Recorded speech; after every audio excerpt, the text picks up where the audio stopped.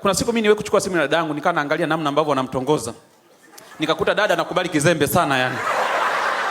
Yaani nikaangalia, nikashuka, yani nikaona kabisa washikaji wanajipigia tu. Sasa nikasema huyu mpumbavu nilichokifanya nikasajili line mpya. Nikasema labda huko alikuwa anapitiwa nijaribu kumtongoza mimi. Sasa sikumtongoza peke yake, nikajua labda ni ugonjwa wa familia, nikaanza mtongoza na mzee ila mimi. Wote wawili. Nikaanzaga na dada. Nikamwambia Rebeka mambo poa. Nani? Nikamwambia Lusako. Majina ya Mbeya hayo.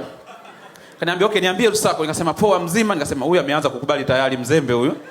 Sasa mimi na chat naye, niko hapo namwangalia hapo sebleni. Mwambia poa, anasema tunaweza kuonana Jumamosi. Akasema hapana, nasafiri naenda South Africa. Nilicheka pale sebleni. Mpaka yeye mwenyewe alishtuka, akasema wewe unacheka nini? Akasema kuna watu waongo. Nikashangaa mwenyewe ananijibu hata mimi mwenyewe sipendi sana uongo. Watu naona ananidanganya hapo hapo. Nikajua labda hii tatizo lilianzia kwa wazazi. Nikaanza na mzee siku moja. Mzee niko naye sebleni hapo, nikamchekecha. Nikamwambia baby mambo. Nikashangaa mzee anatabasamu anatoka nje, mpumbavu yule.